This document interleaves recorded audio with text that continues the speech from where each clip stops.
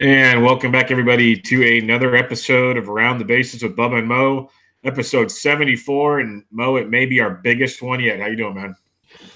I'm doing well. Yeah, yesterday was bananas. I mean, there is this might take like 3 hours. It's insane. Yeah, even imagine if the full week ahead of time all those trades didn't happen until yesterday. What is just even crazier?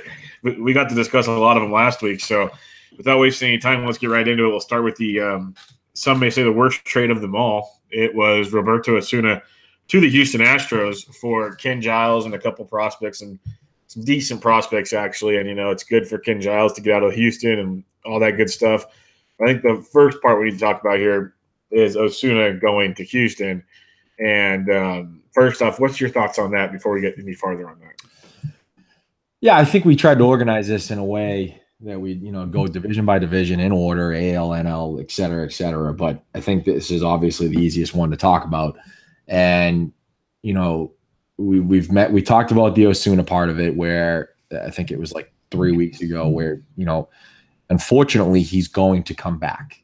And it is what it is. We don't know exactly what happened, although pictures by the Toronto police that it hasn't been published, but from what they've said, it's not good. The face of his girlfriend, not good. And we've said many times, domestic violence should not be tolerated.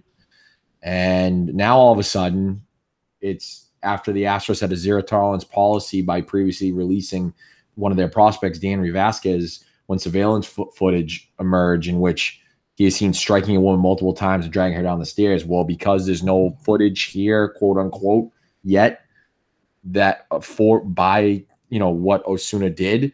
So they've gone ahead and said, well, we're going to give him a second chance because it didn't happen under our watch, which completely hypocritical. I can't believe they did it. And like I said, he has a ton of talent. You're going to get opportunity, and it's sad. And everyone deserves second chances, but it's coming to I don't like a lot of things that are happening in 2018, but it can't be tolerated anymore. And Bubba, you know who really screwed up other than Osuna for being a terrible human being? Can you guess? The GM of the Astros? Well, him definitely. The other one is our fearless commissioner, Rob Manfred. Because guess what happens when someone is suspended for PEGs? I was wondering if you were going to go there. Yeah. He's ineligible for playoffs. But I guess if you hit a woman, that's okay. It's really an absolute disgrace. Not only by the Houston Astros, like you said, for trading for him, Jeff Luhnow, but for the MLB to get this completely wrong and not have him be suspended from the playoffs as well. And by the way, he's still got to go to court. Supposedly, he's not going to go. Go ahead. He went to court. Well, he didn't go, but they had court today. Exactly. They had court today, and it got postponed until September 5th. Right, and I bet that gets postponed till October. And then, again, the Astros are going to go deep, so it's going to be postponed. He's basically trying to probably get a fucking buyout so it never goes to court. Oh, 100%. 100%. And I just want to read, what Jeff Luhnow said with the zero tolerance policy. We are confident that Osuna is remorseful, has willingly complied with all consequences related to his past behavior, proactively engage in counseling, and will fully comply with our zero tolerance policy related to abuse of any kind. It is a crock of shit. And I now have a way to hate the Houston Astros. And by the way, I feel bad to be able to do that. I hate their owner and I hate their front office for doing this. I kind of feel bad for the players because when you see the Verlander video and he's like, I stand by everything I said. We've got to see what happens here. We're going to have a team meeting, yada, yada, yada. I feel bad for the players because they're put in a very difficult situation because they're out there. They're the favorite to win the World Series. What they needed was a bullpen piece, and they got probably a top 3 closer in terms of talent. But this kind of kills me here, Bubba. Really kills me. Yeah, a couple of things you hit on is, yes, I agree everyone deserves a second chance. But he shouldn't be able to step foot on a field until the legal system's done. That should be just the way it is. Like, there should be no – it's not even about the postseason play. He just should not be on a field of play until legal matters are finalized. And that's obviously not going to happen unless something crazy happens and Rob Manfred locates one of his 2 testicles. I have no idea. But I'd be shocked. that part's disappointing. Yeah, you look at the Verlander video while I was setting this up earlier. I listened to Correa's video. I listened to AJ Hinch's video, and literally it sounds like three guys that are trying to say everything they're supposed to say. And you could hear, especially in Correa and Verlander, who both spoke out on the other issues you mentioned, and they both sound just absolutely hating life right now. Like they want nothing to do with him in this locker room. They said all the things they have to say. They did the whole team thing, but you could tell it wasn't like they were all like, yeah, bring him on board. We would love to have him here. Like that was nothing to do with it. They're going to have a big team meeting when he gets there. I would love to be a fly on the wall in that meeting. Oh, my God, yeah. Because these guys are going to air it out. I have a feeling it's going to be heated in there. I doubt it's going to be simple as he says what's on his mind and everyone just nods and walks away. I would really think there's going to be some veteran leadership showing up in that locker room. Like Osuna, you show up, you keep your head down, you don't say a goddamn word, and you are barely a part of this team. You're on this team for one reason, because they traded for you. That's it.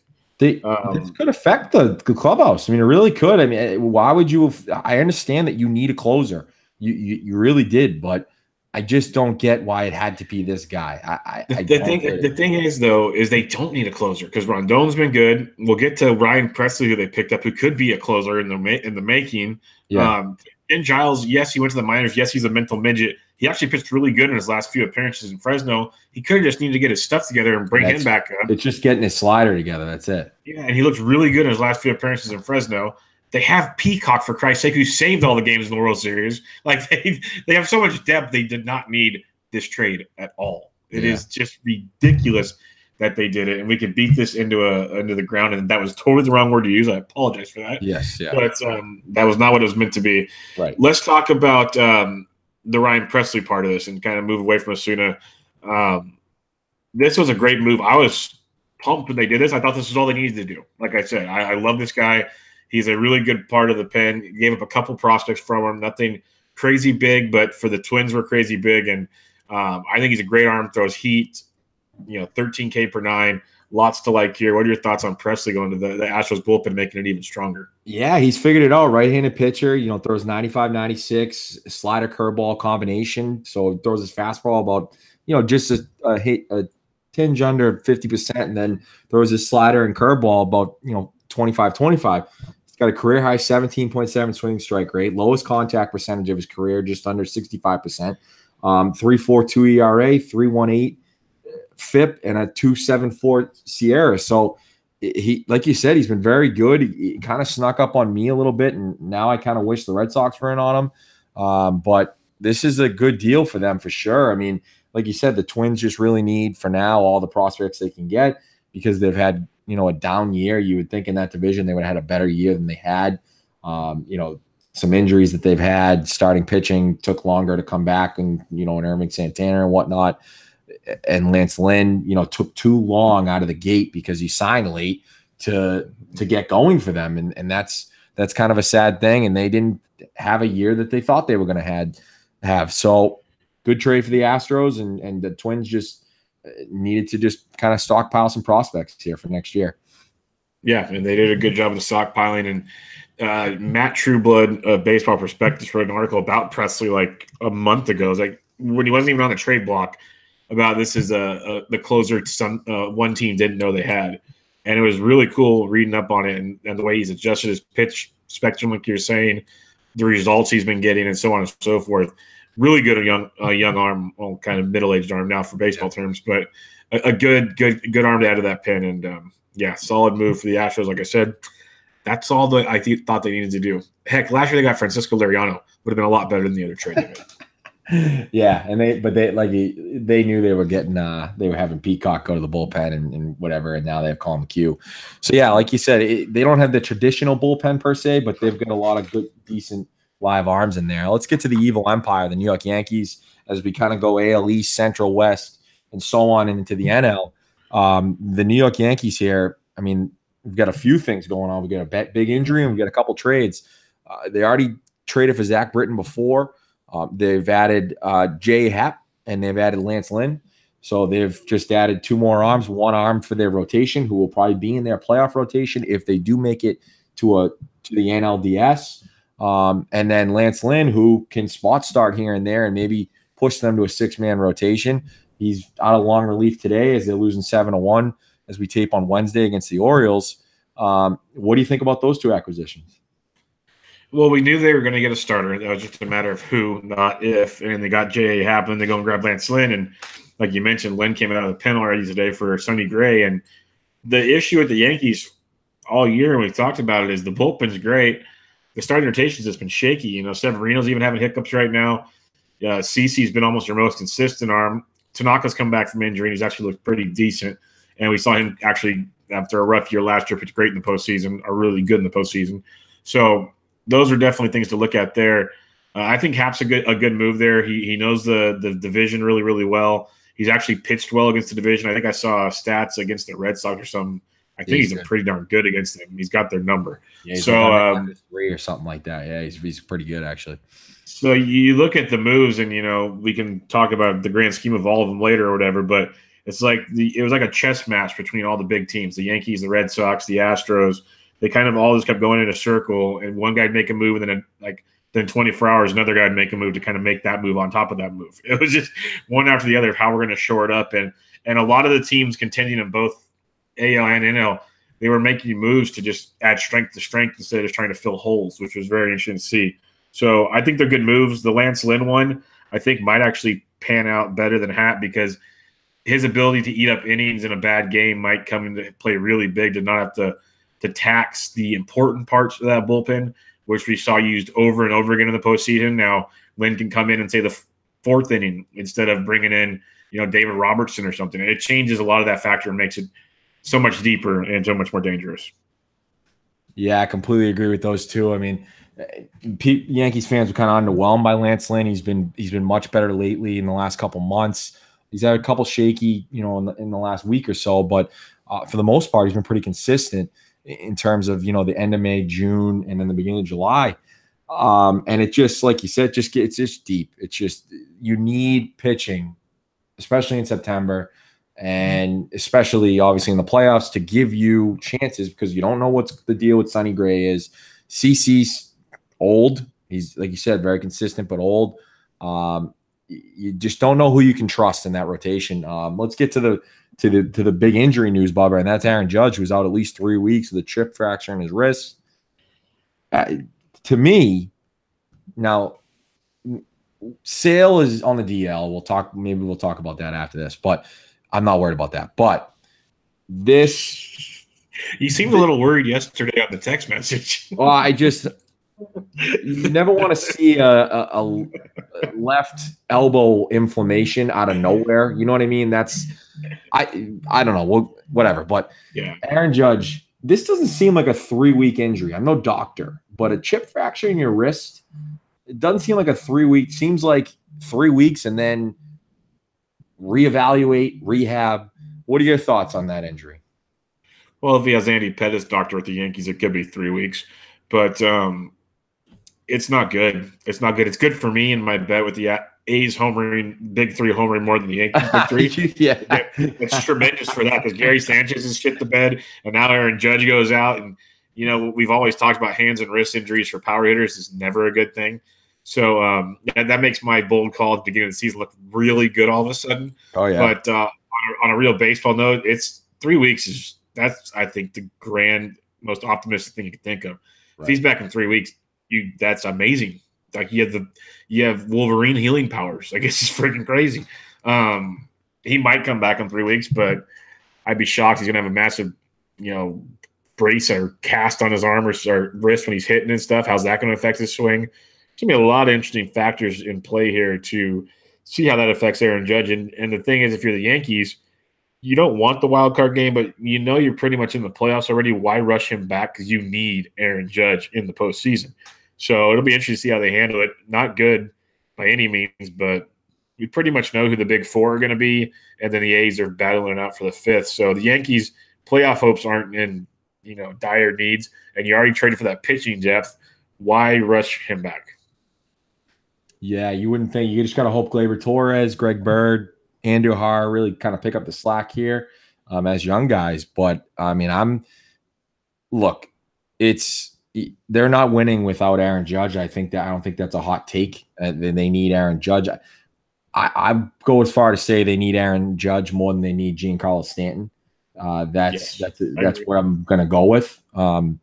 Even though Stanton has been awesome the last month and a half, he's really been good. And I was never worried about Giancarlo Stanton. I was laughing the first couple months at the Yankees, but I was never worried about Giancarlo Stanton. He was always going to be fine. We'll see how he performs in the playoffs, but you have to hope that he's back in 4 weeks. I don't think there's any chance he's back in 3 weeks.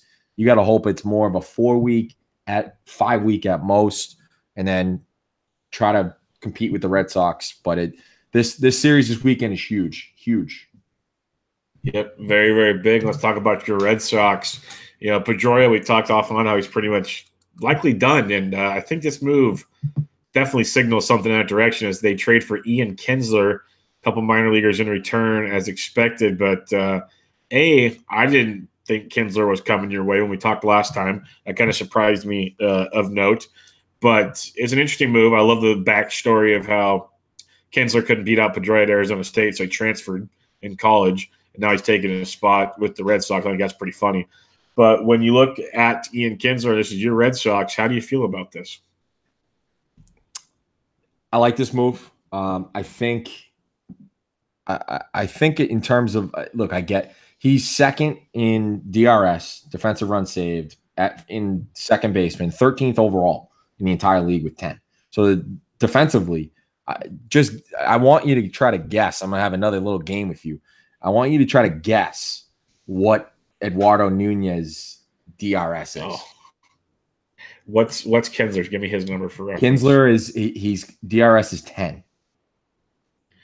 Eduardo Nunez, is there negative numbers allowed? Oh, there's plenty of negative numbers. I'll be nice and I'll give him a 2, but it's probably like -4. So that's Brock Holt is actually a -2, and Eduardo Nunez is a -13. So that means you're getting +23 defensively. Now, if you like that stat, fine, but that's a pretty good stat that most people go off of. So defensively, boom, right there, you improved your starting pitching just like that. Since July 1st, Kinsler's batting .316, .386 OBP, .842 OPS with a 138 WRC plus. He has been great, and he's been there in the playoffs with Detroit. He's been there in the playoffs with Texas. I think ultimately I probably would have rathered Brian Dozier, but to get Ian Kinsler sneaky out of nowhere, I think is a pretty good move. They traded 2 AAA arms, one of which I was expecting to be called up relatively soon in Ty Buttrey, but they must not see anything in him. He's striking out about 15 guys per 9 down in AAA.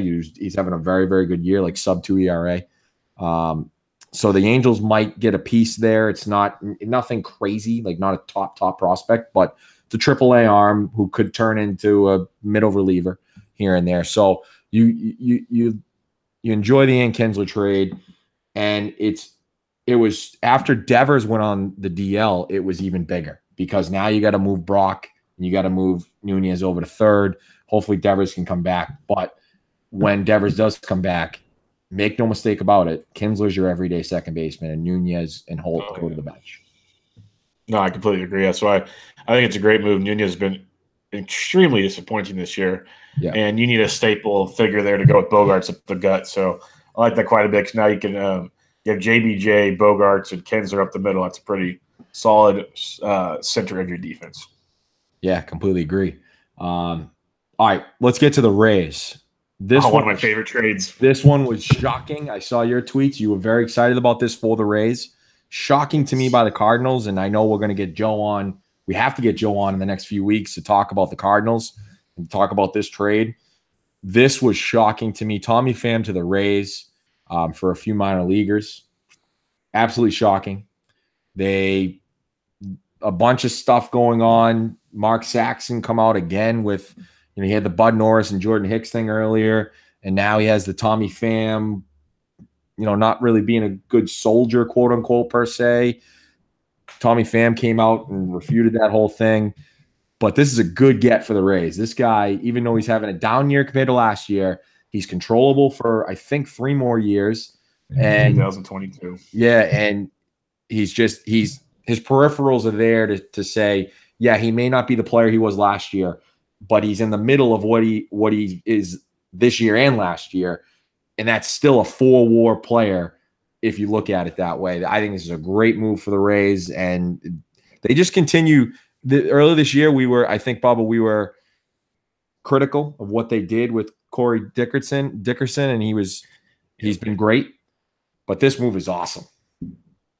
This is outstanding. I was so giddy. I was texting Yancey all day long about the Rays because they had other trades coming down the pipeline we'll talk about. But this standing up. I've never seen so many fire emojis tweeted at me in one day of my life. He was just going crazy, and he loved every minute. And I love the fam. Like on West Coast time, this happened. Like I'm leaving the house, cup of coffee in hand, and this trade's going down. Like holy crap! What just happened? You look at all our Cardinals buddies, Joe and Matt Thompson and some others. They were in shock, absolute awe. This was basically like the scorned lover says, "I've had enough of you. You need to go." There's two sides that just don't agree on anything. Somehow, when you have a young player who's playing really well, Batflip Crazy on Twitter tweeted out comparisons to his peripherals from last year and this year, and they're almost identical. The end result just isn't. So that's just telling you he's not that like it's a 2-week stretch and boom, his numbers are back. Like, such a good move. He's controllable through 2022. He enters his first year of arbitration after this year. So right now he's making $550,000 a year. Ridiculous. Or $505,000 a year, whatever. He's making nothing in baseball terms. You gave up a couple prospects. One used to be a heralded prospect in Justin Williams. Really isn't anything right now. He's already been in cleanup on Wednesday for the Tampa Bay Rays. I already predicted he's going yard at least once because he's that kind of guy that holds grudges and he wants to make a point. So it would not shock me that he does some damage. And the funniest part to me out of all of this, they didn't only just give them Tommy Pham because they were stupid. They also gave him $500,000 in international signing money. It was not just Tommy Pham. St. Louis, you need to just check. You're on the way to turning into the Baltimore Orioles right now. Wow, come on. Easy.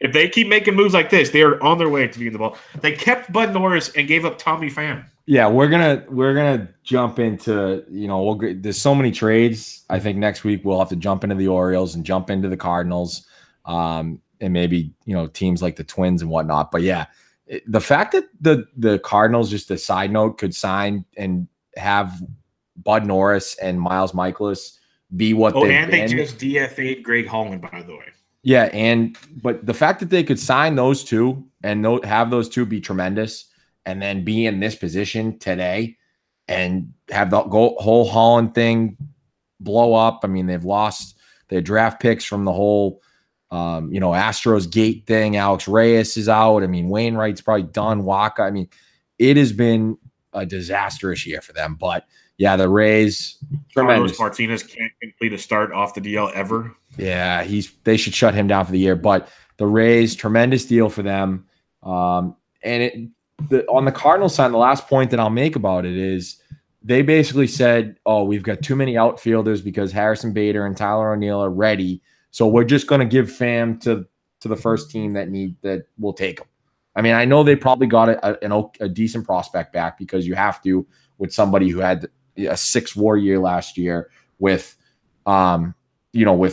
controllable years at no money. You had to get somebody back. But it just does not make sense to me. If you're a Cardinals fan, I said a couple weeks ago, John Mozeliak, they might clean house. I mean, we'll see.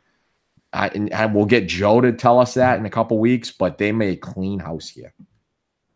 Yeah, good old Eno Saris might be putting Joe on some special assignments here in a minute. The Athletic might be booming. That's a clubhouse to have some fun around right now. Oh, yeah. But let's talk about the AL Central frontrunner, the Cleveland Indians, who bolstered their pin a week ago with Brad Hand. We talked about that. But now they got a piece that some people might scoff at based on other moves people made, but they go and grab Leonis Martin. And a once very heralded prospect, never really got it going. This year has just started crushing baseballs. All the kind of things people thought he'd be, he started becoming. His exit velocity, launch angle, BABIP, all the good things started improving the way you want things to happen. And this is the perfect fit for him because now he can be that fourth outfielder or whatever because Bradley Zimmer's done. Rajay Davis hasn't turned out to be much. I believe Leonis is a switch hitter off the top of my head. And then they have, Michael Brantley got scratched again today, so you need him for the playoffs. We know how fragile he can be. I think it's a great move. He's got a little bit of speed. He's got some power. An awesome fourth outfielder, similar to what we talked about with Yankees and the other. It adds depth, and that is what these great teams do. Literally, like I said, watching these big four playoff teams trade, the playoffs are going to be insane, and the ALCS and DS might be better than the World Series. Like the teams that are going to be dueling it out there are going to be ridiculous. So I think it's a great move. It's a quiet move, nothing flashy, but a good move for the Indians. Yeah, the issue with it at first, I kind of wrote down this is underwhelming at best for the Indians because Michael Brantley really has been their everyday guy, and he's been hurt for his whole career, which is unfortunate for the most part. And then the other two positions have been platoon positions all year, and that's what it's going to be still because Martin can't hit lefties right now. He really can't. He can only hit righties.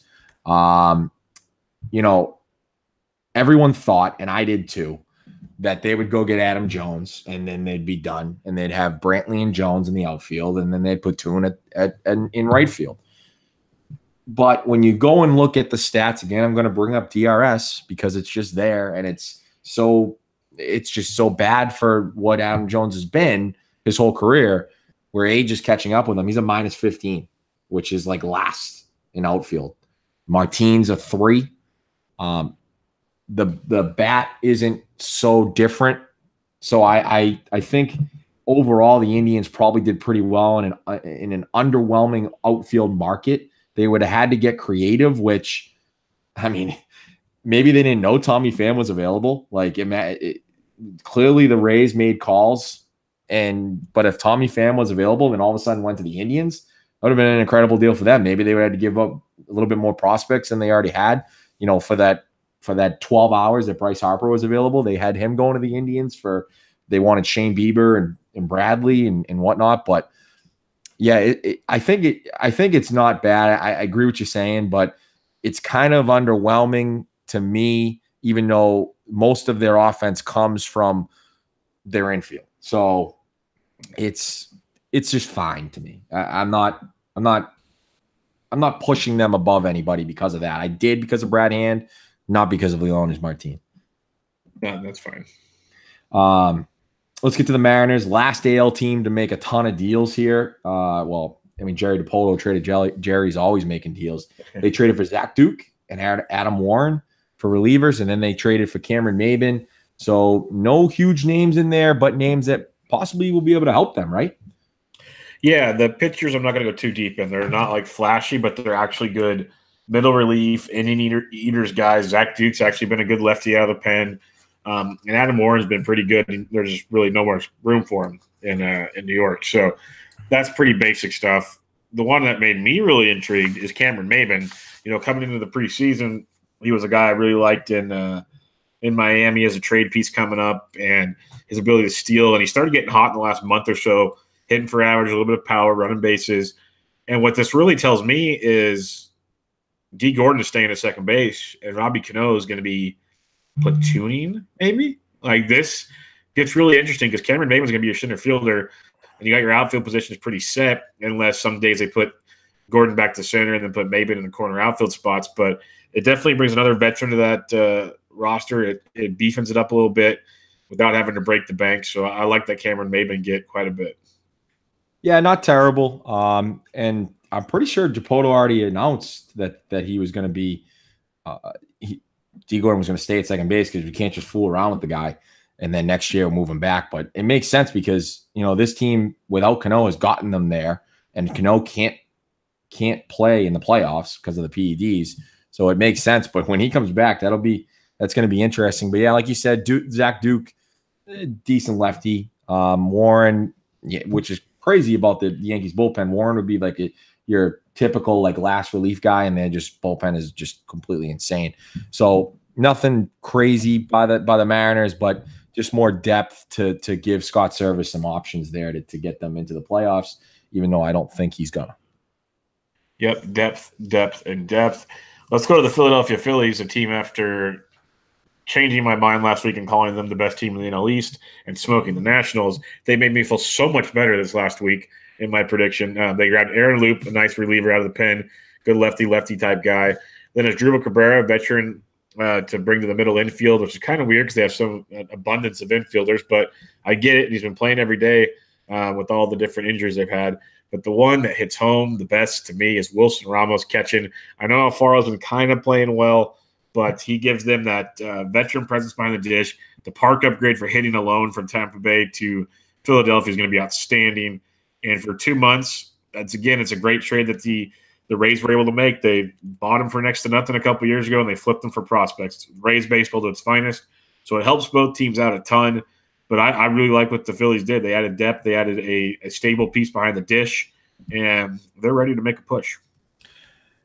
You know what I think about Wilson Ramos. I wanted him in Boston, and it didn't happen, unfortunately, because they love Sandy Leon for some reason. They just love that guy. But Wilson Ramos to the Phillies, I know they have Jorge Alfaro, and I know Gabe Kapler thinks he's Pudge Rodriguez, but he's still young, and he's still their future catcher. But for 2 months to get yourself some Wilson Ramos, provided health, because this guy is like made of glass, okay, because he just does not stay on the field. This is a tremendous trade for them. He's good with the staff. They've got their young ace, and they've got their 32-year-old in Arrieta, who pitched well the other day, yesterday in Boston. He's been good for them too. I love this trade. Drupal Cabrera has been awesome. I mean, he really has. I was surprised when I did go look him up, and as I kind of get his page back open because my computer is all screwed up. But he's been very good for the Mets, and we didn't really pay attention to it because the Mets have been an absolute shit show. And he just continually was quietly playing. He's sort of having a repeat of what he did in 2016. Last year, his power was down a little bit. This year, he's got 18 homers, striking out a little bit more than he normally does and walking a little bit less than last year. But he's just been awesome. The hard hits up. Home run for fly balls is back up to that 2016, 14%. He's a little bit above that. But this is a good trade. J.P. Crawford on the DL really hasn't produced. You wonder if that guy will ever get a chance in Philadelphia with what they're trying to do. The answer is probably no. We'll have to probably get a change of scenery somewhere. But the Phillies did really well, and they trade for Aaron Loop too, who has a career-high swinging strike rate of 12.3%. Peripherals, his ERA is in the mid-4s, but peripherals say he's going to be a little bit better. He's got to be better against lefties. It just puts their bullpen a little bit deeper because it's in the middle of the pack, and they really give up nothing for him. So it's not a slam dunk trade, but it's a trade that could help them if he does decide to find it against lefties and continues to miss as many bats as he's been missing, because it's a career high by a lot in his career. So that's not a terrible move either. But the Phillies did a very good job. And by the way, Bubba, I think we said that they need to be the Brewers, and they don't need to trade the Sixto Sanchez's and the Medinas and the Mickey Moniacs if he can, if he decides to start hitting. They didn't do that. They traded low-level prospects to make themselves better for this year and give them a chance. And I saw Aaron Nola on Monday personally, and I've watched him a few times this season. But to see him against your team, I think it's a little bit different. You focus on it. This is your guy. He is tremendous. I love that kid, and they may have a shot with him. I mean, but the issue is how much they want to pitch him. And in the last 2 months, we're going to get to talk about that for sure. Speaking of that series, it was just 2 games, right? Just 2 games. Yep. Monday, Tuesday. Yep. I know it. I'm going probably a little crazy, but you witnessed it as a fan. I never thought I'd see it anytime soon, at least not for another year or two. But the Phillies felt like they were in playoff games. That was intense baseball and really good baseball. That was, and the thing that I took away from it is they held their own. They split it. They could have won both if Odubel doesn't go Odubel on us. It was some good baseball right there. That's fun. Yeah, but they only got 2 runs off of Pomeranz, which is kind of sad for them. But it was a good win for them. You gotta turn it, don't you? Oh yeah. All right, talk about the Braves. Go ahead. No, you're up. You're on the Braves. Is it me? Is it my Braves? Okay, that's my bad. Yes, I like the Phillies. So, yeah, the Atlanta Braves, they're in it too, and they made some moves. I think not only for this season, but obviously for the coming seasons as well. They traded for Kevin Gausman, they traded for Adam Duvall, and they traded for Brad Brock and Darren O'Day, even though O'Day is on the DL. So 2 Orioles and a red makes them a little bit deeper. What do you think of these deals? Okay. My thing is, and I like that they're going for it because it still is wide open with the Phillies and the Braves. One of them is coming out. One might get the wild card. So I get it. I get what they're doing. They didn't give up a ton, so that's cool. They gave up a couple guys in the Gossman deal, but not a ton. I like the Gossman part, especially because he's young and controllable. So they're going to get to work with him for a few more years. We've seen flashes where he looks great, and then flashes where it's like, what the hell is going on out there? Maybe a change of scenery will help him. This isn't the best ballpark, of course. Goes from one lively yard to another one. But I think it's a good move. They needed some more stability in the starting rotation as they keep trying youngsters, but they keep getting hurt or something. The Duvall one I like a lot as a platoon because we know he mashes lefties. Inciarte's kind of slowed down. They bat in the 7th in the order now. So it gives a nice platoon in the outfield to go with Markakis and Acuna. So that's a nice piece of the puzzle there. They didn't need Preston Tucker because he's out of options. If they sent him down, he was screwed anyways. So it kind of works in both favors there. I love the Brad Brock and O'Day parts. 2 really, really solid back-end bullpen arms. Brock gives the closing ability to go with Kinsler back there if they need him. And O'Day, I think, is amazing. He's a great right-handed specialist. You can throw him out there and do a lot of damage come postseason time if they get that far. So I think they're good moves. They're not flashy. They didn't have to give up a lot like these other teams we talked about. And I think it's a step in the right direction. And the fact that Gossman's controllable for a while, I like quite a bit. Yeah, and in terms of the return for the Orioles, I mean, they got Brett Cumberland, who's a catcher. They have Chance Sisco already, and Cumberland's 23 years old in Double-A, and he's 12th on the Braves' top prospect list this spring, which means on most teams he's probably up in the top 3, maybe even top 5, because that's how deep that system is. And then Phillips is an old guy, AAA, probably nothing. Encarnacion's an A-ball. He's 20 years old. He's got a long way to go. And then they got $2.5 million in international signing bonus money, which I didn't even realize the Braves really had still. Maybe they just lost it just this year for what they did in the international window. But yeah, they traded $2.5 million in international signing bonus money to them too. So the Orioles are this little narrative that's going on here where they're like, we're getting in international waters. We're going to sign all these guys. There's still a few guys out there this year. So they're all in on that. I'm pretty sure they have to spend that money this year. So we shall see what they do. Yeah, it'll be interesting to see how it goes, but I think it's a good deal. And we'll go over the prospects more next week because MLB Pipeline came out with the top 5 improved systems. And the Orioles are number 1 because through all the pieces they picked up, and I kind of mentioned it last week where they need quantity over quality, basically. Yeah. Their system was so bad that now 15 of their top 30 prospects came out of these trades. 15.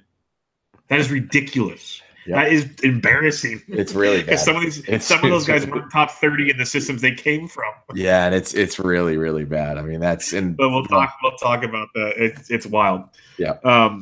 Let's talk about something we were gonna kind of talk about last week, but we wanted to let it go, and I'm kind of glad it did because it's gotten even better. The Washington Nationals, the mess that is the Washington Nationals, a team that for 2 or 3 years now, he said they have to win now because they're running out of time. Well, the clock's about to hit midnight on this Cinderella story because, yeah, she lost her gold slipper or garters, whatever the hell they call it. I don't even know Disney. I tried to be funny. But it's embarrassing what they have going on right now. There's inside rumors that, they're saying the clubhouse is a mess. Brandon Kinsler got traded. We'll talk more about him later to the Cubs. People think he might have been the one speaking out, so they got rid of him because he was the reason the clubhouse was bad. Davey Martinez isn't holding things down. We saw after Strasburg's first start back from the DL, he got shelled, came to the dugout. Him and Scherzer had a few choice words, got really, really heated. Scherzer basically said, let's go to the clubhouse and talk about this, or cameras can't see us. So that was good. Bryce Harper's come out basically saying, hey, you need to trade for these guys in roundabout ways, otherwise we're screwed. It actually got discussion started the last few days that Harper might be on the market, which is pretty good, which I thought they should have done anyways because they are out of time. But this team is imploding rapidly. They're below 500, Mo. They really are. It's going to take a miracle run. People keep saying they're one hot week out of the playoffs, and I'm going to call bullshit on that because the Phillies and the Braves are playing good enough. It's going to take you about 3 or 4 hot weeks and a couple cold ones from them, and you only have about 8 weeks left. So good night, Washington. Yeah, it's all of this stuff is just a lot. Like you said, right now they're 54 and 53. 107 games played, 3 carry the 3, 52, 55 games left. So to get to just 80, they're basically going to go 500, which means they've got to play a lot better than that to probably get to 90 and make the playoffs. So this is like you said, it's an uphill battle.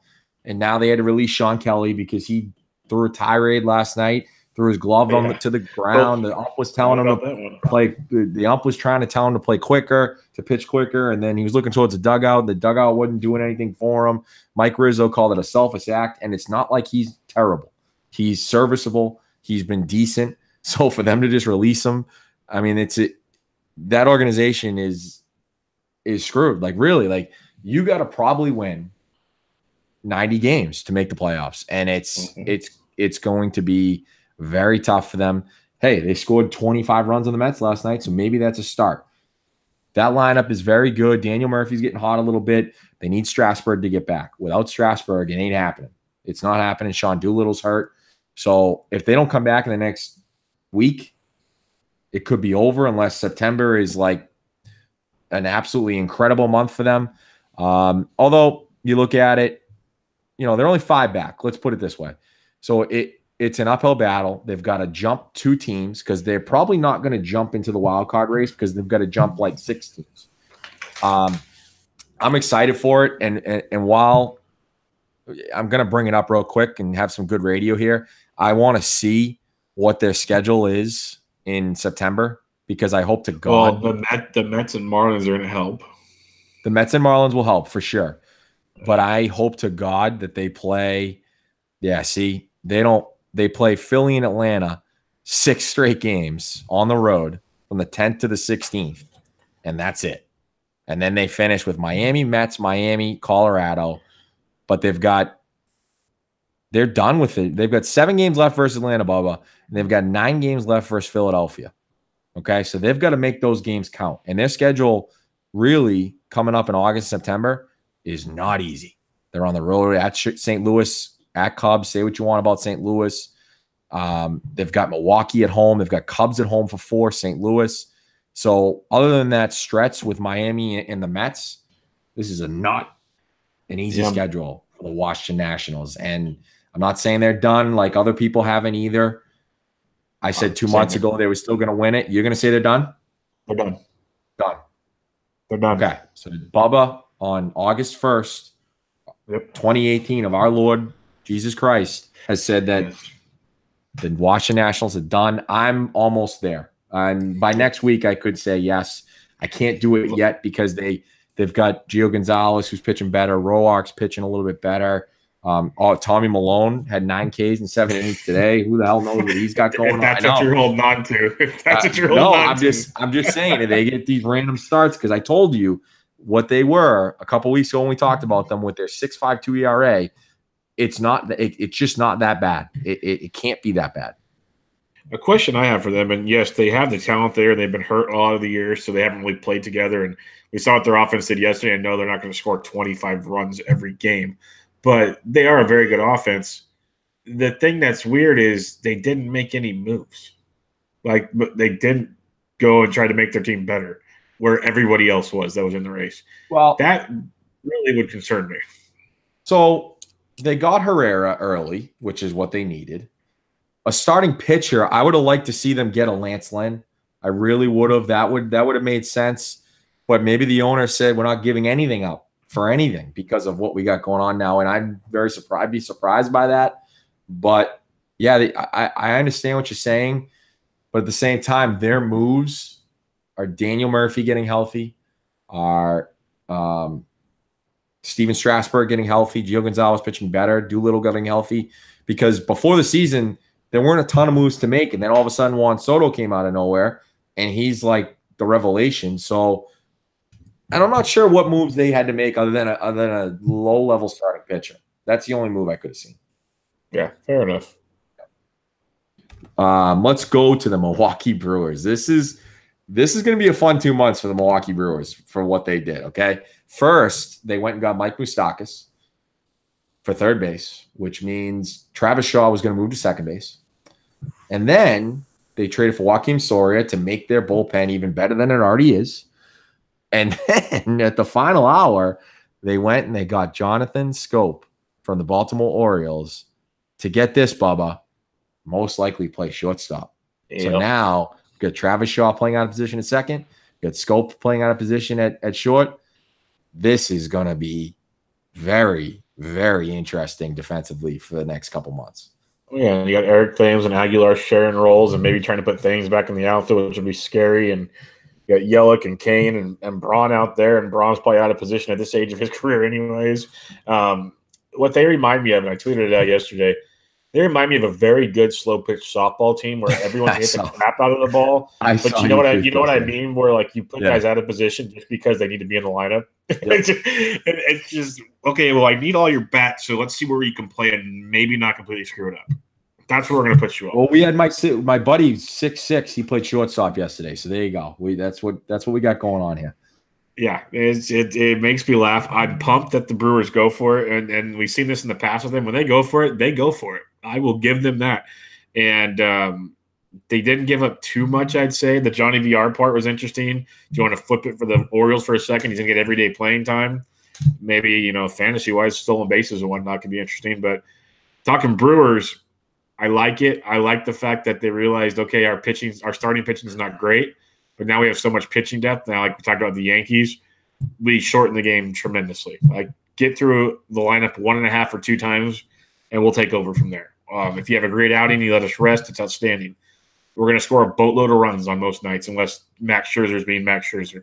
But even Max Scherzer, when you have to face 8 really good bats instead of 5 really good bats, makes a big difference. So that'll be interesting. It'll also be interesting what they do with Shaw, because he might play second a lot, but at the same time, he has been horrific for his lefties this year. He's hitting below 220. All of his home runs, all 20, have come against righties this year. So it's definitely worth looking at. Maybe Scope gets a lot of second, and Shaw's platooning. So it'll be interesting what they do. It's depth, and more depth, which is all you could ask for. So you got to love it from the Brew Crew. The Miller Lite will be flowing like crazy in September, so they better pump the production up at the factory because it's going to be a good one. Yeah, and I really would have liked to see them go get a starter. I understand Wade Miley has a 1.53 ERA in his 5 starts, but he sucks. So you can't really see him going far here. I know you got Freddie Peralta too, and then Junior Guerra. Chacin is their second starter. Anderson's their first starter. They got to hope Jimmy Nelson comes back in September. It would have been nice to see them in on Archer, but I also don't think that – I'm not sure. Look, he would have been better than Miley, probably would have been better than Peralta, and he's probably their best pitcher, right? But Chris Archer is not number 1, unfortunately. You'd think he would have gotten there by now. He hasn't. So the Brewers are going to go in with the whole Royals bullpen strategy. This is the Royals all over again from their couple of World Series years where, hey, we're just going to have the best bullpen. We're going to have mediocre pitchers. We're going to hopefully get to the 5th, have a great offense, and then our bullpen is going to take over, and it's going to be deep. It's going to be really deep, and it's worked before. The NL is up for the taking. It really is, because there's no great team, as you said before, like the AL. So they've got a shot. But defensively, you're right. They're going to mix and match. RC is going to get some games at short. Scope will get games at second. But you also don't want to put him at a position where, if I check, I don't know the last time he's played it, if at all. I'll check real quick. But you don't want to fool with him. You want him to get as many games at short as you can. So he came up as a shortstop. Yeah. So he played 19 innings last year, 3 innings this year. But he came up as a shortstop in the minors for the most part. I mean, early. We're talking 2009, And then once he got into 2012, 325, 176 in 2013. That's really the last time he's played shortstop. But when he was younger, came up as a shortstop. This guy, I can't wait to watch it. It's going to be awesome. Yeah, it's going to be a lot of fun. And the team they're battling up against is Chicago Cubs. Made a couple moves. The snake in the grass, apparently, in Washington. Brandon Kinsler comes over to the Cubs to add some bullpen depth. Good arm. A couple years ago was closing in Minnesota and came over at the trade deadline to Washington last year. Now he goes to Chicago for depth. The more important, kind of interesting one to me is Cole Hamels coming over to the Cubs. We talked about it, and many others have, that he's been very, very good on the road this year, as sucked in Arlington. Well, now he's not going to be going back to Arlington. There's been a lot of other things about his fastball usage and changeup and all his pitch types that he's using the wrong amount, the wrong amount of time, so on and so forth. It's an interesting move because I've been kind of down on Cole Hamels. He's got older, much more hittable to me. Going those windy days in Chicago could be real interesting here. I don't know if this was the right move, but some people love it. What do you think? I'm not a Cole Hamels guy anymore. I love the guy was awesome. I don't look. It's not an awful trade for them. They do need starting pitching depth. Quintana's been better lately. So is Kyle Hendricks. And then the Kinsler trade. He's a fine pitcher. He's not going to blow anybody away, but he's a good, fourth or fifth pitcher. They probably gave nothing up for him. A little bit older. He's very consistent ground ball pitcher. So that's a good move for them. The Hamels trade. I wonder if, let's say Darvish comes back, right, and pitches decent in the last 2 months. Hamels might not even make the rotation in the playoffs. True. I mean, you got Lester, Quintana, Hendricks, Hamels. You'd have to imagine he will, but yeah, it's true. You have to imagine he will because Darvish has just been so bad and he's just been out the whole year that it's tough to see it. But if he does somehow come back and pitch great, then maybe something happens there. But who would ever thought a couple years ago that Darvish and Hamels would be on the same team together, but it would be the Cubs? I mean, you never ever think of that. So I'm not a big Hamels guy. I think he'll be better in the NL because it's the NL compared to the AL, and it's pretty common sense, pretty obvious, and a lot of common sense said with that statement. But I'm just not a Hamels guy. I just don't think he has it left. Before we go to the Pirates, I want to ask you a couple things. Okay. The Brewers. Now, when we compare the Brewers and the Cubs moves here, did the Brewers do enough to overtake the Cubs?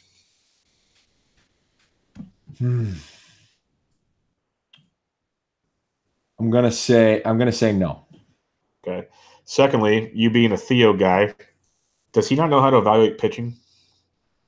Yes, he does. Tyler Chatwood, broken. Yu Darvish, Cole Hamels, questionable bullpen pieces, and Brandon Morrow. Yeah, but just curious. I know you're. No, I know.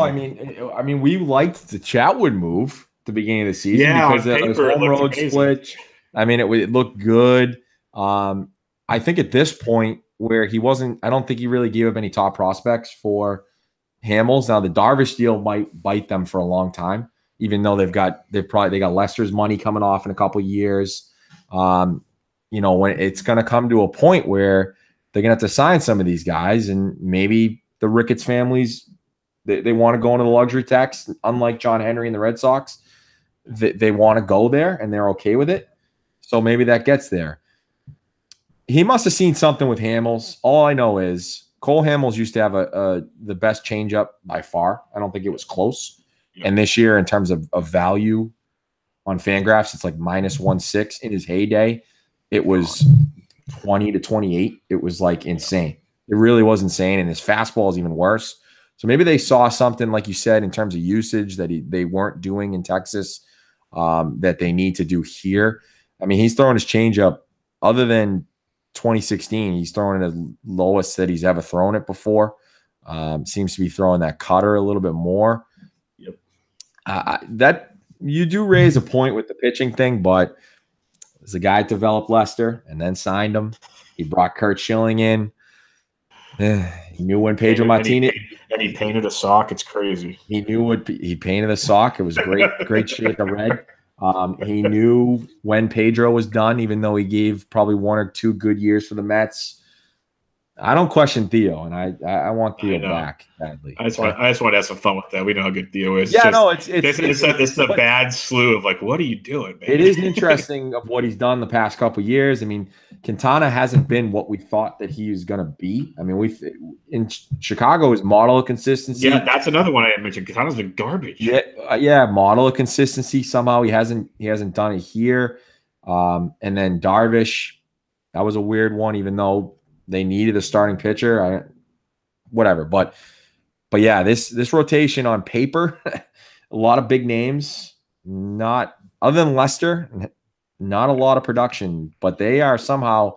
And I saw a tweet. I know I'm rambling here. I saw a tweet, Bubba, about this. Like the Cubs, people don't know how good the Cubs actually are in terms of their record.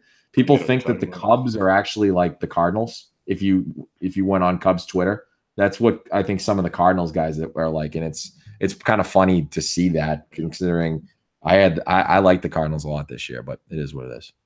Yeah, and the thing I'm looking forward to watching, and maybe we'll find out more this offseason when we really break these teams down some more, is the Cubs window has gotten really small, and it's really close to having to decide how you're going to rebuild because their system's nothing anymore compared to what it was. That was like their staple forever, and they're going to start paying guys here pretty soon. So it's going to be really interesting to see how they handle this. Yeah, for sure. All right, let's move to the team that I've bashed from February on until today. It's the Pittsburgh Pirates, and they are on fire. They've won 19 out of their last 30. They've won 16 out of the last 20. They've been absolutely incredible, 56 and 52 overall. I declared them dead. I declared them boring. And now, all of a sudden, Bubba, out of nowhere, they've decided to trade the prospects that they should have traded 4 years ago when they were in the playoffs and when they were in as high as they possibly could be. They traded for Chris Archer, and they traded for, I always get this guy's name. Keona Kela. Okay, we got it from the Rangers. Sort of a malcontent last year, but been tremendous this year. Archer has been really, really bad. They traded Austin Meadows, and they traded Tyler Glasnow, and a piece to be named later for Archer. They traded a couple other younger guys for Kela. This is a move not only to give themselves a shot at this year, but for the years to come because they're controllable. And even though Archer's been really, really bad, they are no longer boring. Okay, I really am surprised. They are no longer boring. I can't believe that they're in it, but they've done it. And let's hear your thoughts on it. Yeah, I second pretty much all of that. It's pretty amazing they actually went out and did this. It's Kella's a beast. I love Kella. Love him going into this season. He's got some issues behind closed doors apparently, but on the mound he's fierce. He's very, very good. He adds another really hard throwing, solid reliever to a very good, underrated bullpen. Very young, underrated bullpen in Pittsburgh.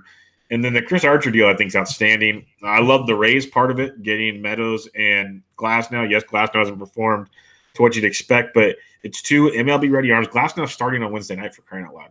He's starting as the opener for the Rays tonight. Oh, I was wondering. I was going to ask, is he 3 to 6, or what is he? I'm assuming he's the opener. He's starting, so I'm assuming he's going a couple innings and not going the whole shebang. But, yeah, it's going to be really interesting with that. So I think that part of it's great, but back to the Pirates, Chris Archer, he's been up and down, we know. Go check out Jason Collette's timeline. He did a breakdown about in his career how many times he's faced the AL East and everybody else, and his numbers are drastic. He's faced the AL East, I think, it was 48 or 53% of the time of all of his starts have been against the AL East. And as a two-pitch pitcher, that's not good. Eventually, they figured you out. I think he's going to do very well in another good pitcher's ballpark. The biggest problem I have with the Pirates, and I love everything, the moves they made. I love how it sets them up for the future, so on and so forth. If you wanted controllable pieces, why did you trade Garrett Cole for Colin Moran and a bunch of nobodies? That's the problem I have. I know Cole was pissed off, but at that point you almost had to. But if you would have paid him when he asked for it, and it wasn't even a crazy number, you'd still have Austin Meadows, who is a very good prospect. That's my concern. I get that part. I think the answer to that is they didn't know that they'd be in this position this season. I think sometimes it sneaks up on you that you actually have a good baseball team, and it snuck up on me because I've been pretty upfront of what I thought of that team. Gregory Polanco has been incredible lately. Marte is having an awesome year finally off the PEDs, or maybe he's not. Who knows? Moran's been good. They've got Musgrove. I think they had, I forget exactly who they traded. I think they traded like Hanrahan from Melanson, who was tremendous. And they traded Melanson for Vasquez, who's obviously Vasquez and Hearn. Then they ended up trading Hearn for Keller.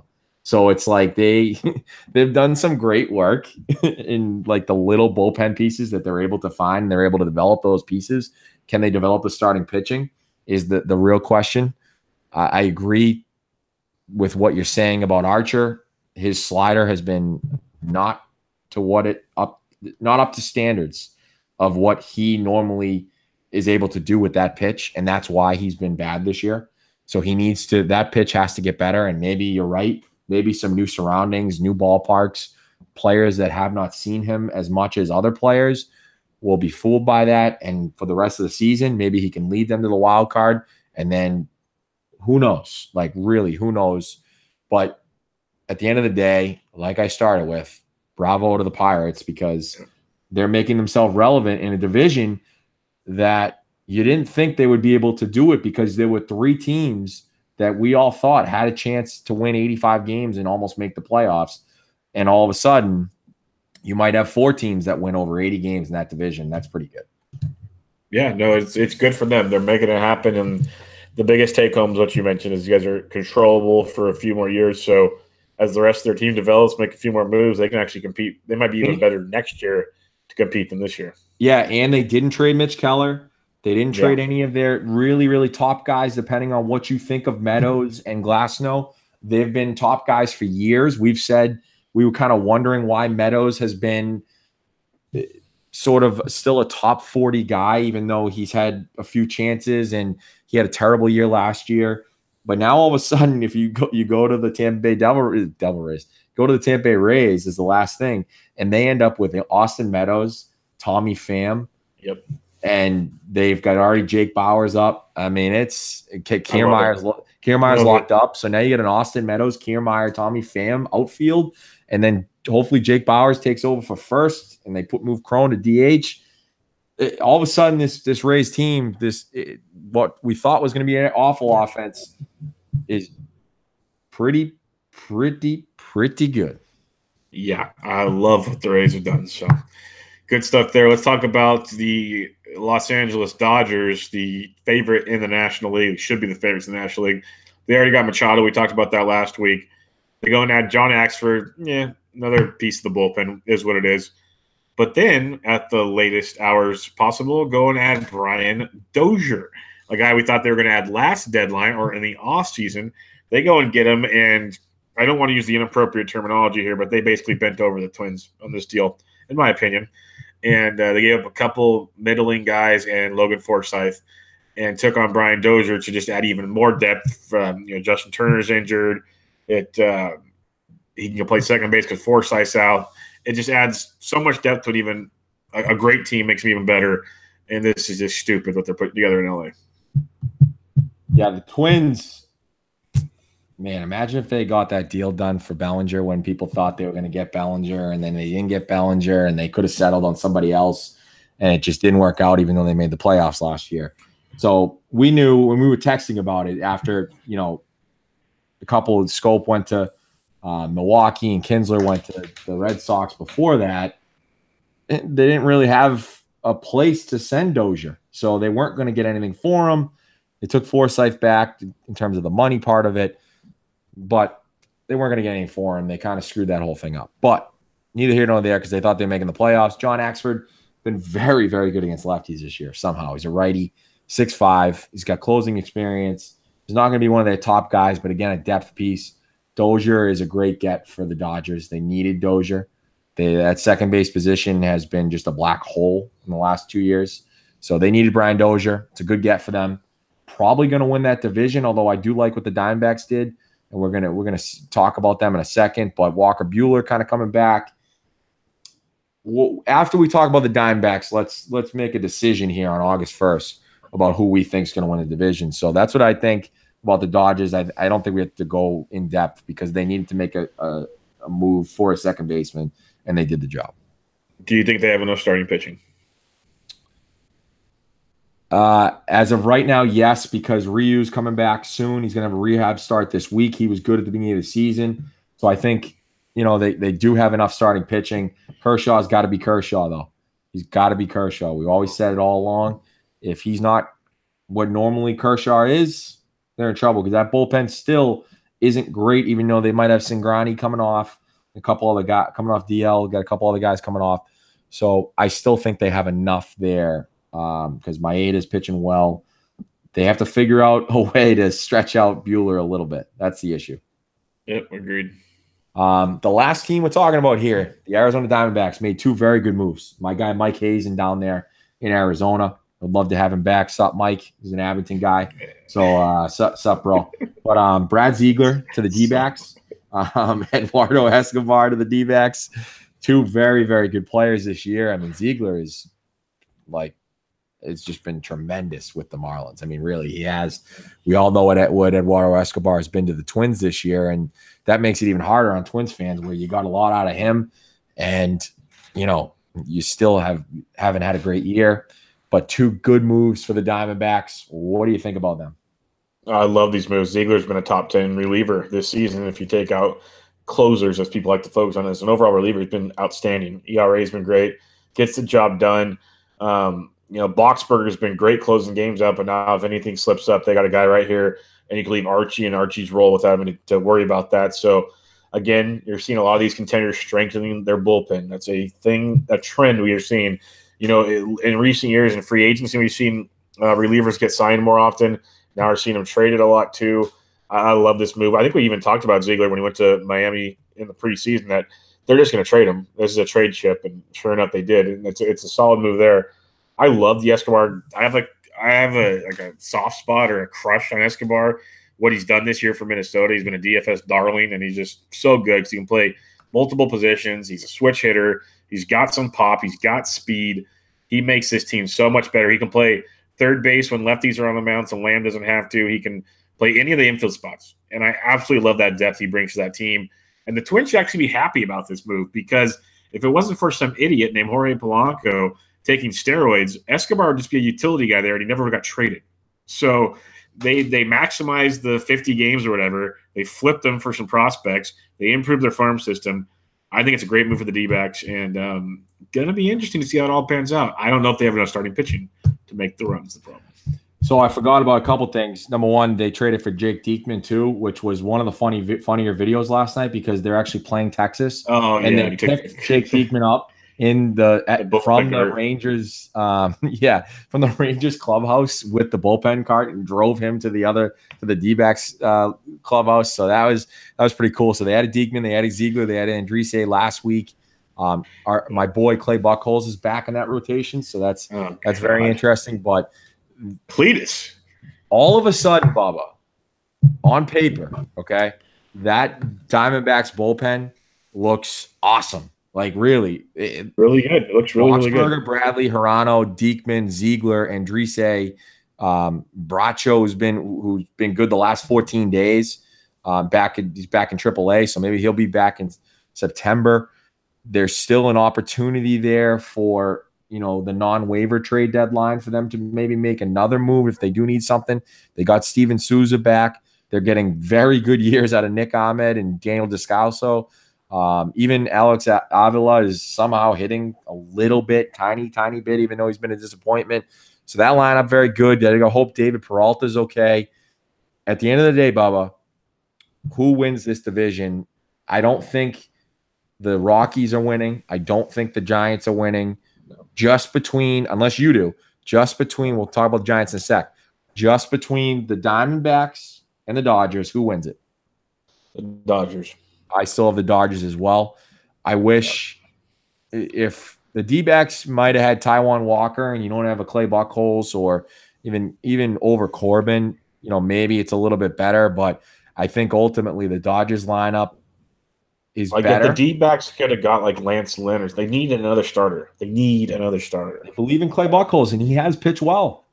But I got another one would still be just give me another starter because there's a lot of question marks out there right now in that rotation. That Dodgers lineup now all of a sudden disgusting. From when they were hurt, now it's you can put it in any order. But if you go to roster resource, Young Jock, Machado, Dozier, Grandal, Kemp, Bellinger, Taylor, Puig. That's the best Dodgers lineup they've had in years, I believe. I don't want to talk about it. And by the way, that doesn't include Jacob Turner. So Justin Turner. It doesn't include Justin Turner. Did you say Muncy? Oh, and I didn't even have Muncy on there. So they don't even have Muncy in the starting lineup, and they don't have Kike Hernandez, who's been awesome. So that lineup is really, really good. I think they do have enough in the rotation. Just to answer the question again, we'll see what happens when Ryu comes back. Now maybe there's another phantom DL for Walker Buehler, then a phantom DL for Maeda, then a phantom DL for Hill, then a phantom DL for Wood and Kershaw, and then we get ourselves to the playoffs. But we'll see exactly what they do here as they get into it. And before we get into the last subject, I want to hear your thoughts on the Giants. They didn't do anything. So what are your thoughts here? I was angry. Very, very angry. What did you want them to do? After the week they had last week, when they needed to be perfect to have a chance to make the playoffs, and they haven't been perfect. They've been ugly, horrible. I was all for – it's not happening. I was all for trading McCutchen because there were teams actually asking about it. I was like, get whatever you can. Bring something back. I tweeted it out. I said, go trade Madison Bumgarner. I don't know if it was the ideas you started putting – oh, yeah, I tweeted it out last week. Oh, you're going to tag me next time. Wow, I didn't even see that one. Once they went on that losing streak, I wasn't even drinking. I was sober. And I said, you got to do it because the time is now for the rebuild to start. It's getting to the point where I don't like the way he's pitching. It scares me that he's ever going to get back to that. They're going to pay him too much money. I've seen this happen with the Giants. And I would have been so much happier to trade him, get a couple prospects, and go from there because they're starting to build their farm system back. I actually like where it's going. And that's a whole other talk for another day. It's slowly getting better, but this team's not going to do it. The pitching staff is dreadful. Derek Rodriguez is pitching great. Andrew Suarez, Cueto's going to probably have Tommy John surgery. Samardzich's a joke. Bumgarner's good, but don't tell me. I'm not saying he's bad, but he's not the Bumgarner of old. We can't expect that to ever happen again. It's just one thing after another with that team, and now they're not hitting the baseball again. So I was all for blowing it up and seeing what happened because they're not going to catch the Dodgers. And then you look at the wild card race, between the D-backs, the Brewers, the Pirates, and then either the Phillies or the Braves. It's just not happening. With what happened with Cueto, he probably has Tommy John, which means he's out next year. Samardzich's been hurt too much. The rest of that rotation, obviously, Derek Rodriguez has been very good for you guys. This would have been the time to trade Bumgarner for sure. You're not going to get as much this winter, and I don't think he's passing through waivers. So the August trade deadline, that's not happening.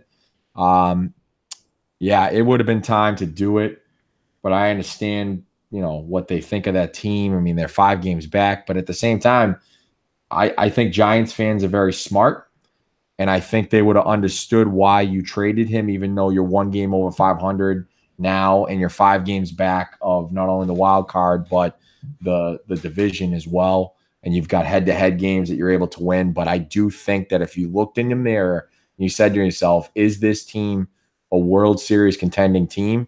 And your answer is yes. Number one, you're delusional. So your answer is no. You've got to make the tough deals to start the rebuild right now because the Orioles, as you mentioned earlier, if they had done what they should have done last year, they're maybe 2 years away instead of 4. And that's baseball, and that's what baseball is in 2018. Is it's either you're a World Series team and you're in the top 12, you go for it, and if not, you blow it up. Period. Which is another topic for another day because it could be sad, but at the same time, we are a podcast that did celebrate the Phillies and the White Sox last year, so it is what it is. Yep. The last thing we'll talk about is we've hit most of the major trades, and there's probably some other minor ones. And we'll maybe do some grading next time or something like that. All that fun stuff that all the typical stuff happens on. Joe Simpson, Mr. Get Off My Lawn that resides in Atlanta for the Braves. Oh my goodness. This was embarrassing. Like literally, if you watch the TV show Brockmire, do you watch the TV show Brockmire? So this is one of the shows I am going to binge because I've. You haven't seen it yet? I've seen plenty of commercials. I know what it's about. I know it. So you haven't seen it yet? I haven't seen it yet. No. I'm not a big Bubba. I'm not a big TV guy. I don't have a lot of shows that I watch. You watch a lot of games still. Yeah, I watch a lot of baseball. I've got, I'm a soccer guy, so I watch a little bit of that, whatever. But I do need to binge that one for sure. Yeah, there's 2 seasons. It is well worth all of your time. Season 1 better than 2, but both are good. Brockmire would have had a field day with this. Absolutely amazing. It would have been great. And he would have still been sober because it would have been before the game because it was batting practice. But Joe Simpson, who's been the voice of the Braves for quite some time, if people don't know the story, the Dodgers were taking batting practice in Atlanta, and they were in like basketball shorts and T-shirts, and Joe Simpson was appalled that they weren't in baseball pants and jerseys with their names and numbers on them so fans could tell who they were. And I'm sorry, but if you're a fan coming to batting practice, I'm pretty sure you know who the guys are when you look at them. You're I remember when I was a foul ball. Yeah. When I was a kid, I could sit in the bleachers and know by the batting stance on who they were. I didn't need a number to tell me who the hell was at bat. This isn't like I don't want to completely bash the guy because he's been doing it forever, but it's embarrassing to have a take like this. And the funniest part to me, and I'll let you run with this because I could laugh at him for a long time, is the amount of people on social media that were defending him of like everyone gets their opinion on this and blah, blah, blah, blah, blah. I just want to remind all those people, I know they're not listening to this show because they probably think they have better things to do, but they don't. They should listen. If you think everyone gets their opinion on stuff like this, remember that when we talk about something else you don't agree with. That's all I want to say, because these are the same people that say, oh, no, you can't say that kind of stuff. Well, just remember that, please. What's your thoughts? Yeah, I wanted to put this on there because I thought it was hilarious. I think I liked the video, so it came up on a couple people's thing, and I got like, why you like that video? You agree with it? No, I liked it so I wouldn't lose it, and I wanted to, even though I could have used the Google machine, I'm sure, and found it, but I just want to make sure that I had the tweet with the video. It is, guy's 66 years old. He had to apologize. He apologized 2 days later, which probably was not by him. Okay, it was a written statement by the Braves that look, in any, I've talked about it many times with the voting of different players, and people still believe in the win stat. It's the BBWAA guys that are 55 and over, that live in the 55 and over communities, that can't get to the new age stuff. It is what it is. We're big analytical guys. We're big minor league guys, yada, yada, yada. We don't believe in every little stat that comes out, and we don't use them as, this is what's exactly going to happen. And, with the exit velocity, we like it a lot. And it does predict a little bit in terms of a guy like Tommy Pham, who's hitting the ball hard. Or in my opinion, I thought Jackie Bradley was going to be fine. He's 35 points more than he was last month. So he's hitting because he was hitting the ball hard. These things you can predict a little bit. But, man, the fact that I had to listen to that 2-minute video and watch that 2-minute video, and he's like, look at Chase. Look at Chase Utley over there. He's got shorts on, and he's got a T-shirt. The oldest guy on the team was doing it. He's got sneakers on, and he took a couple cuts there. And how does the kids know who he is? They don't know who he is. They just can't. They can't tell by his gray hair. That's for sure. They just can't. Exactly. It's like, it's just too much, dude. I mean, like you said, you nailed it. The get off my lawn thing. The old people got to go. I'm not saying you got to die, but you don't got to be here. Okay.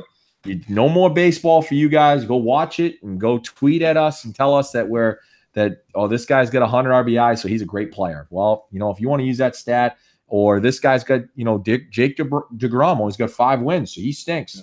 Go ahead and take that and go somewhere else with it, okay? Because we don't need you here anymore. So it's too much. I'm sure he's a good announcer. I've listened to him a couple times, watching on MLB TV and whatnot. But yeah, that's just too much, my friend. Too much. Yeah, he's old school. It was funny because Dave Roberts is a guy that I've said some not so good things about on this podcast in recent times. Mm-hmm. He even came out saying how like offended and appalled he was about him trying to basically say they were disrespecting the game. Yeah. And the best is Kiki Hernandez. This guy, he's a social media follow, folks. I don't know if you saw it, but he tweeted out some pictures. Someone photoshopped it. He says tomorrow's batting practice outfits, and it was a Speedo with LA on the butt. It was amazing, and I believe he added the Braves to so go he, like let them know. Yeah, to go along with his engagement photos, which were tremendous. Oh my God, those are lights out. Yeah, those. Yeah, I forgot all about those. Holy shit, those are amazing. They're awesome. They're awesome, and it's just like that picture too with Kike where he jumped on the bubblegum thing because the LA Dodgers reporter. She's like just really, really tall, and she's tall, and people were using that tweet as like, oh, see, sexism and the masculinity, and yeah, that's why this country sucks now, and 2018 sucks. You can't joke about anything anymore. It stinks. Yeah, it's I saw something today, but we won't go down that pipeline because that gets really, really interesting. Yes. But that wraps up our trade deadline recap. We could have gone a lot deeper on a lot more, but that was a lot of stuff. We got it done in around an hour, a little over an hour, so I'm pretty impressed by that.